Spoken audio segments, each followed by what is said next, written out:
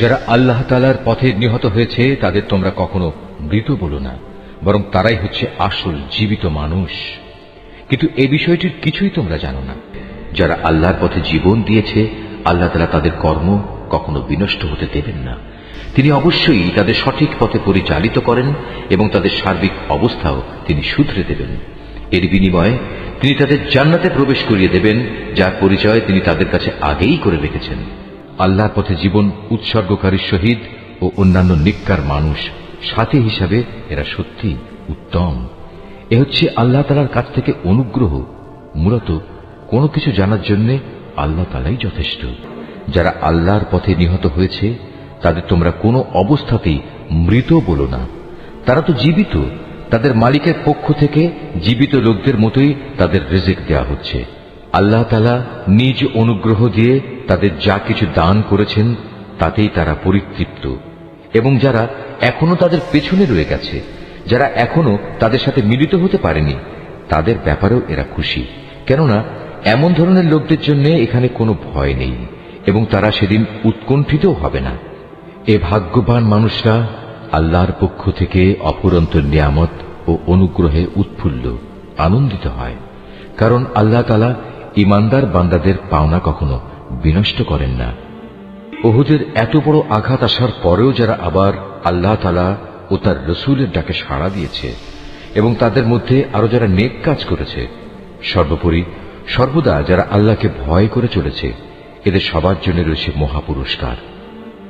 যাদের মানুষেরা যখন বলল, তোমাদের বিরুদ্ধে কাফেরদের এক বিশাল বাহিনী জামায়াত হয়েছে, অতএব তোমরা তাদের ভয় করো, এই বিষয়টাই যারা যথার্থ ঈমানদার তাদের ঈমান আরো বাড়িয়ে দিল। তারা বলল, আল্লাহ তাআলাই আমাদের জন্য যথেষ্ট এবং তিনিই হলেন উত্তম কর্মবিধায়ক। অতঃপর আল্লাহর নিয়ামত ও অনুগ্রহ নিয়ে এরা এমন ভাবে ফিরে এলো যে কোনো প্রকার অনিষ্টই তাদের স্পর্শ করতে পারল না। এরা আল্লাহর সন্তুষ্টির পথই অনুসরণ করল। বস্তুত আল্লাহ তাআলা মহা অনুগ্রহশীল। এই হচ্ছে তোমাদের প্ররোচনা দানকারী শয়তান।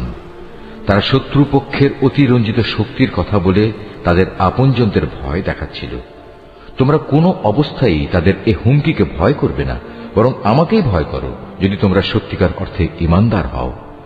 হে নবী, যারা দ্রুত গতিতে কুফরির পথে এগিয়ে যাচ্ছে তাদের কর্মকাণ্ড যেন তোমাকে চিন্তান্বিত না করে। তারা কখনো আল্লাহর বিন্দুমাত্র কোনো ক্ষতি সাধন করতে পারবে না। মূলত আল্লাহ তাআলা এদের জন্য পরকালে পুরস্কারের কোনো অংশই রাখতে চান না। তাদের জন্য অবশ্যই কঠিন আযাব রয়েছে। যারা ঈমানের বদলে কুফরি খরিদ করে নিয়েছে তারা আল্লাহর কোনোই ক্ষতি করতে পারবে না। এদের জন্য মর্মান্তিক শাস্তির বিধান রয়েছে। কাফেররা যেন এটা কখনো মনে করে না যে আমি যে তাদের ঢিল দিয়ে রেখেছি এটা তাদের জন্য কল্যাণকর হবে।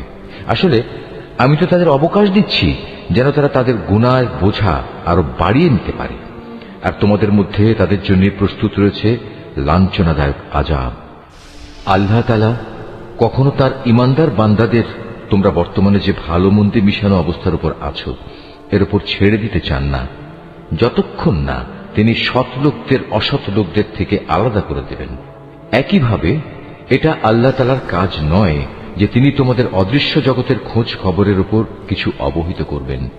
তবে আল্লাহ তাআলা তার রসুলদের মাঝ থেকে যাকে চান তাকে বিশেষ কোনো কাজের জন্য বাছাই করে নেন। অতঃপর তোমরা আল্লাহ তাআলা ও তার রসুলদের উপর বিশ্বাস স্থাপন করো। তোমরা যদি আল্লাহর উপর যথাযথভাবে ঈমান আনো এবং নিজেরা সাবধান হয়ে চলতে পারো তাহলে তোমাদের জন্য মহাপুরস্কার রয়েছে। আল্লাহ তাআলা নিজের অনুগ্রহ দিয়ে তাদের যে প্রাচুর্য দিয়েছেন, যারা তা আল্লাহর পথে ব্যয় করতে কার্পণ্য করে তারা যেন কখনো এটা মনে না করে এটা তাদের জন্য কোনো কল্যাণকর কিছু হবে না। আসলে এই কৃপণতা তাদের জন্য খুবই অকল্যাণকর। কার্পণ্য করে তারা যা জমা করেছে অচিরেই কিয়ামতের দিন তা দিয়ে তাদের গলায় বেড়ি পরিয়ে দেওয়া হবে। আসমান সমূহ ও জমিনের উত্তরাধিকার তো আল্লাহ তাআলার, আর তোমাদের প্রতিটি কার্যকলাপ সম্পর্কে আল্লাহ তাআলা বিশেষভাবে অবগত রয়েছেন। আল্লাহ তাআলা সেই ইহুদি লোকদের কথা ভালো করেই শুনেছেন যখন তারা বিদ্রূপ করে বলেছিল, হ্যাঁ আল্লাহ তাআলা অবশ্যই গরীব আর আমরা হচ্ছি ধনী। তারা যা কিছু বলে তা আমি তাদের হিসেবের খাতায় লিখে রাখব। আমি আরো লিখে রাখব, অন্যায়ভাবে তাদের নবীদের হত্যা করার বিষয়টিও। সেদিন আমি তাদের বলবো, এবার এই জাহান্নামের স্বাদ উপভোগ করো। এ আযাব হচ্ছে তোমাদের নিজেদেরই হাতের কামাই, যা তোমরা আগেই এখানে পাঠিয়েছ। আল্লাহ তাআলা কখনো তার নিজ বান্দাদের প্রতি অবিচারক নন। যারা বলে, স্বয়ং আল্লাহ তাআলাই তো আমাদের আদেশ দিয়েছেন যেন আমরা কোনো রসুলের উপর ঈমান না আনি, যতক্ষণ না সে আমাদের জন্য এমন একটা কোরবানি এনে হাজির করবে যা গায়েব থেকে এক আগুন এসে খেয়ে ফেলবে। হে মুহাম্মদ, তুমি তাদের বলো, হ্যাঁ, আমার আগেও তোমাদের কাছে বহু নবী রসুল এসেছে, তারা সবাই উজ্জ্বল নিদর্শন নিয়েই এসেছিল। তোমরা আজ যে কথা বলছো তা সহই তো তারা এসেছিল। তা সত্ত্বেও তোমরা তাদের হত্যা করলে কেন? আজ যদি তোমরা এতই সত্যবাদী হও, তাহলে কেন এসব আচরণ করলে? হে মুহাম্মদ, এরা যদি তোমাকে অস্বীকার করে তাহলে এ নিয়ে তুমি উদ্বিগ্ন হও না, কারণ তোমার আগেও এমন বহু নবী রসুল নবুয়তের সুস্পষ্ট দলিল প্রমাণ ও আল্লাহর কাছ থেকে নাজিল করা হেদায়েতের দীপ্তিমান গ্রন্থমালা নিয়ে এসেছিল। তাদেরও এমনি ভাবেই অস্বীকার করা হয়েছিল। প্রত্যেক প্রাণীকেই মরণের স্বাদ ভোগ করতে হবে। অতঃপর তোমাদের জীবনভর কামাইয়ের প্রতিফল কিয়ামতের দিন আদায় করে দেয়া হবে। যাকে জাহান্নামের আগুন থেকে বাঁচিয়ে দেয়া হবে এবং জান্নাতে প্রবেশ করানো হবে, সেই হবে সফল ব্যক্তি। মনে রেখো, এই যে পার্থিব জীবন, তা বাহ্যিক ছলনার মাল সামানা ছাড়া আর কিছুই নয়। হে ঈমানদার ব্যক্তিরা, নিশ্চয়ই জানমালের ক্ষতি সাধনের মাধ্যমে তোমাদের পরীক্ষা নেওয়া হবে। এই পরীক্ষা দিতে গিয়ে তোমরা অবশ্যই তোমাদের পূর্ববর্তী সম্প্রদায়, যাদের কাছে আল্লাহর কিতাব নাজিল হয়েছিল এবং যারা আল্লাহর সাথে অন্যদের শরীক করেছে, তাদের উভয়ের কাছ থেকে অনেক কষ্টদায়ক কথাবার্তা শুনবে। এই অবস্থায় তোমরা যদি কঠোর ধৈর্য ধারণ করো এবং আল্লাহকে ভয় করে চলো, তাহলে তা হবে অত্যন্ত বড় ধরনের এক সাহসিকতার ব্যাপার। যখন আল্লাহ তাআলা এই কিতাবধারী ব্যক্তিদের কাছ থেকে প্রতিশ্রুতি গ্রহণ করেছিলেন, তিনি তাদের বলেছিলেন, তোমরা একে মানুষদের কাছে বর্ণনা করবে এবং একে তোমরা গোপন করবে না। কিন্তু তারা এ প্রতিশ্রুতি নিজেদের পেছনে ফেলে রাখল এবং অত্যন্ত অল্প মূল্যে তা বিক্রি করে দিল। বড়ই নিকৃষ্ট ছিল যেভাবে তারা সে বেচাকেনার কাজটি করল। এমন সব লোকদের ব্যাপারে তুমি কখনো ভেবো না, যারা নিজেরা যা করে তাতে আনন্দ প্রকাশ করে, আবার নিজেরা যা কখনো করেনি তার জন্য প্রশংসিত হতে ভালোবাসে। তুমি কখনো ভেবো না যে এরা বুঝি আল্লাহর আযাব থেকে অব্যাহতি পেয়ে গেছে। মূলত এদের জন্য আল্লাহর পক্ষ থেকে যন্ত্রণাদায়ক শাস্তির ব্যবস্থা নির্ধারণ করে রাখা হয়েছে। আসমান সমূহ ও জমিনের সার্বভৌমত্ব এককভাবে আল্লাহর জন্য। আল্লাহ তাআলাই সবকিছুর উপর পূর্ণ ক্ষমতাবান।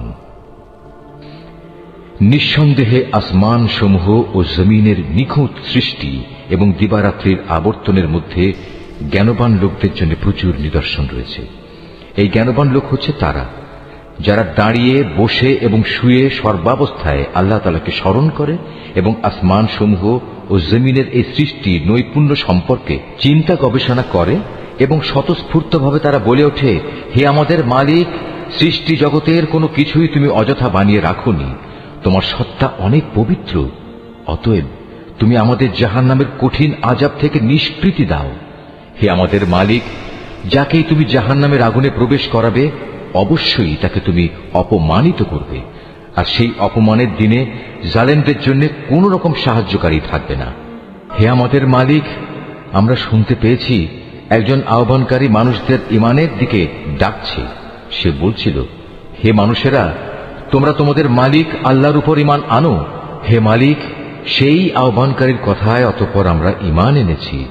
হে আমাদের মালিক, তুমি আমাদের অপরাধসমূহ ক্ষমা করে দাও, হিসাবের খাতা থেকে আমাদের দোষ ত্রুটি ও গুনাহসমূহ মুছে দাও। সর্বশেষে তোমার নেক লোকদের সাথে তুমি আমাদের মৃত্যু দাও। হে আমাদের মালিক, তুমি তোমার নবী রসুলদের মাধ্যমে যেসব পুরস্কারের প্রতিশ্রুতি দিয়েছ তা আমাদের পূর্ণ করে দাও, এবং কিয়ামতের শেষ বিচারের দিন তুমি আমাদের অপমানিত করো না। নিশ্চয়ই তুমি কখনো ওয়াদার বরখেলাপ করো না। অতএব তাদের মালিক এই বলে তাদের আহ্বানে সাড়া দিলেন যে, আমি নরনারী নির্বিশেষে তোমাদের কোনো কাজ কখনো বিনষ্ট করব না। আমি সবার কাজের বিনিময় দেব এবং তোমরা তো একে অপরেরই অংশ। অতএব তোমাদের মাঝে যারা নিজেদের ভিটে মাটি ছেড়ে হিজরত করেছে এবং যারা নিজেদের জন্মভূমি থেকে বিতাড়িত হয়েছে, আমারই পথে যারা নির্যাতিত হয়েছে, সর্বোপরি যারা আমার জন্য লড়াই করেছে এবং আমারই জন্য জীবন দিয়েছে, আমি তাদের গুনাহসমূহ মাফ করে দেব।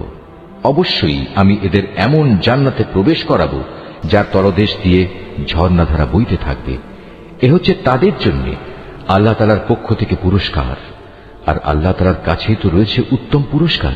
হে মুহাম্মদ, জনপদ সমূহে যারা আল্লাহ তাআলাকে অস্বীকার করেছে, তাদের দাম্ভিক পদচারণা যেন কোনোভাবেই তোমাকে বিভ্রান্ত করতে না পারে, কেননা এসব কিছু হচ্ছে সামান্য কয়দিনের সামগ্রী মাত্র।